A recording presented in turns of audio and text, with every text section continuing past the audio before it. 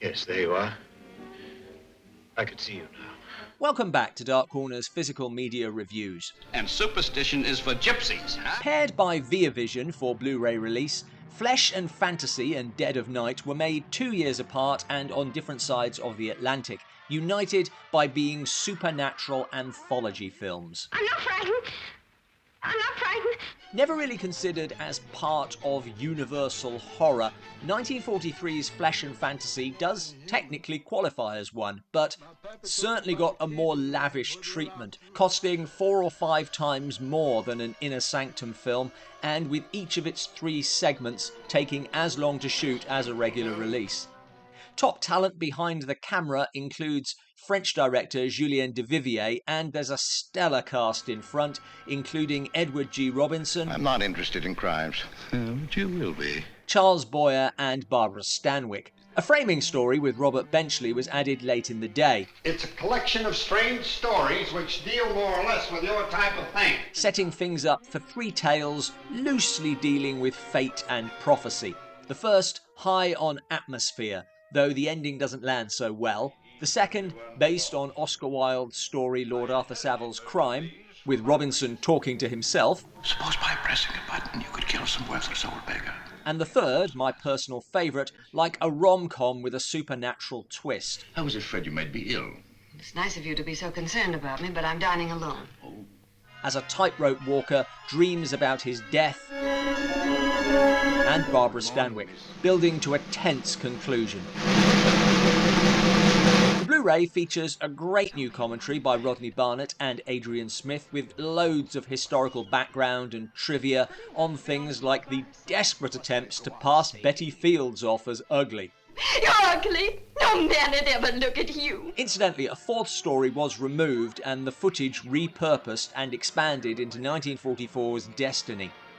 Extras also include a video essay about the film and an interview with critic John Towson on horror anthologies leading up to Flesh and Fantasy. If Flesh and Fantasy is often overlooked, Ealing Studios' soul horror, Dead of Night, has acquired classic status. Martin Scorsese citing it as a personal favourite and his 5th scariest horror film. However, for the most part, people only talk about the final segment. I'm the one who gives orders round here. Directed by Alberto Cavalcanti, one of 4 directors on the film, and starring Michael Redgrave as a ventriloquist who may or may not be losing his mind, the ventriloquist's dummy segment is such a brilliant piece of psychological horror that it, and particularly its disturbing conclusion, has overshadowed the other stories. They'll put you in the madhouse, but not little Hugo. Oh, no. It is deservedly lauded, but there's other good stuff too. 6 stories, and I don't think any of them fall flat. Yes, it isn't a dream this time. I must be going out of my mind. In contrast to Flesh and Fantasy, the framing device here is a horror story of its own, with an ending that almost equals Ventriloquist's Dummy. And that's where my dream becomes a nightmare. A nightmare of horror. The first 2 stories, Hearse Driver Just room for one inside, sir. and The Christmas Party, are very short, but hugely effective. The first playing like a 1940s version of Final Destination. Nothing. Thought I saw something.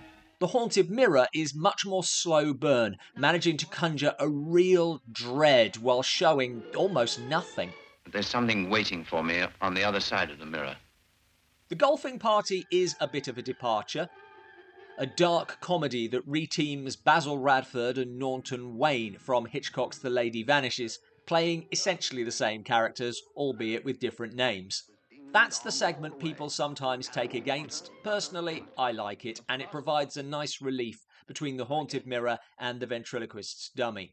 Blu-ray commentary is by Pamela Hutchinson, always knowledgeable, who gives insight into the era in which the film was made and the state of the British industry. This was the first British horror made after the ban on the genre was lifted. Other features include David Huckvale breaking down the score of George Auric, who also scored The Innocents, and really no one does this sort of thing better. He uses a great many semitones and chromatic scales.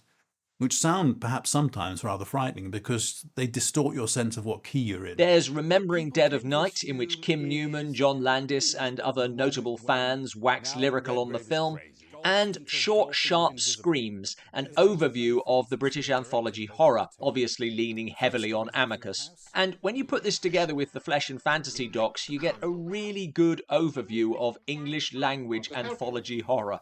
None of you can help me.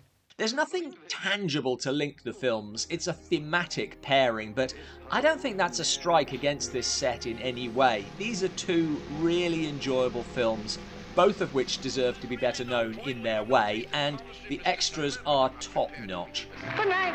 Sleep tight. Wake up sober. Thanks for watching. Please like and subscribe. What are your favourite horror anthologies, and what do you think of these two? Let us know in the comments below.